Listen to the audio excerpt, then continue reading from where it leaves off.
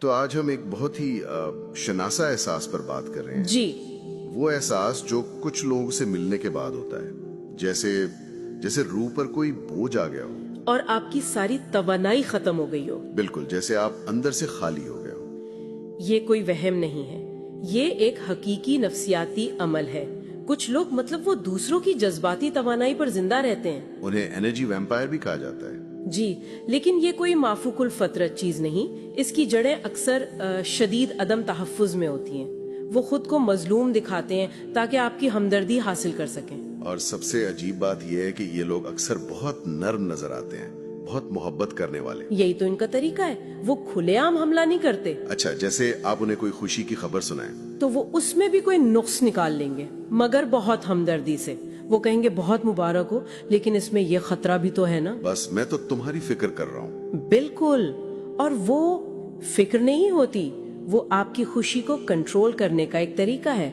وہ آپ کے اندر شک ڈالتے ہیں تاکہ آپ کی خوشی ان کی منظوری کی محتاج ہو جائے. تو پھر جب کوئی اس سے بچنے کے لیے تھوڑا فاصلہ کرتا ہے، کوئی حد قائم کرتا ہے، تو سارا الزام اسی پر آ جاتا ہے. تو میں ایٹیٹیوڈ آ گیا ہے. جی، یہاں ایک بہت گہری بات لکھی تھی کہ جو شخص آپ کی حد سے ڈرتا ہے وہ دراصل آپ کے قابو سے محبت کرتا ہے. واہ، یہ تو اس طرح سے میں نے کبھی سوچا ہی نہیں تھا. کیونکہ آپ کی حد ان کے کنٹرول کی حد ہوتی ہے اور وہ اس پر حملہ کرتے ہیں. اور وہ حملہ ہوتا ہے تم بدل گئے ہو کتانا. صحیح.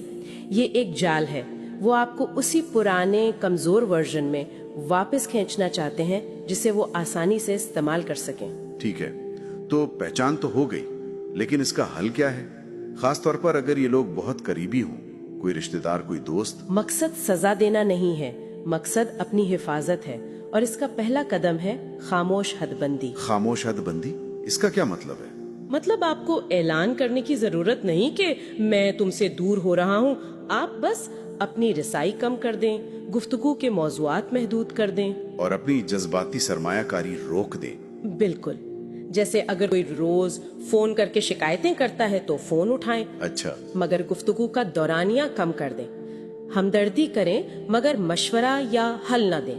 صاف کہیں میں اس موضوع پر بات کرنے کی پوزیشن میں نہیں ہوں. لمبی وضاحت کے بغیر؟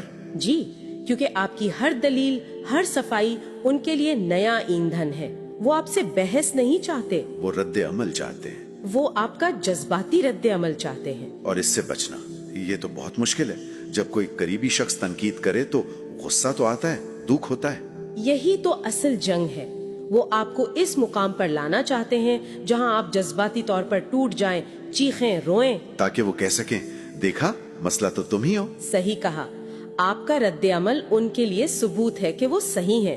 اصل طاقت وہ اندر کے طوفان کو روک کر خاموش رہنے میں ہے. یہ خاموشی آپ کی عزت نفس کو بچاتی ہے اور ان کو بتاتی ہے کہ یہ کھیل اب ختم ہو چکا ہے.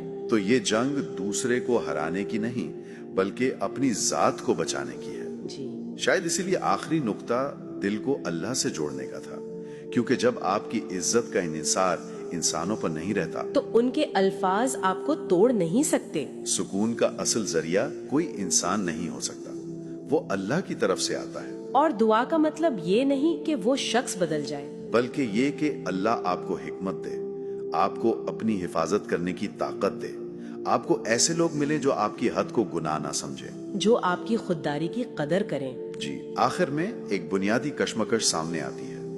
کسی کو برا کہہ کر پاک نہیں ہوا جاتا، لیکن خود کو کھو کر بھی نیک نہیں بنا جاتا. اور اگر ہر ملاقات کے بعد دل بوجھل ہو تو یہ اللہ کی طرف سے ایک اشارہ ہے اپنی حفاظت خود کرنا سیکھنے کا. خاموشی بھی ایک جواب ہے، فاصلہ بھی حکمت ہے. اور کبھی کبھی کسی کو چھوڑ دینا نفرت نہیں، اپنی نجات ہوتی ہے. نرم رہیں مگر واضح رہیں. اپنا سکون واپس لیں، کیونکہ سکون کسی انسان کی ملکیت نہیں، یہ اللہ کی امانت ہے اور اس امانت کی حفاظت آپ پر فرض ہے.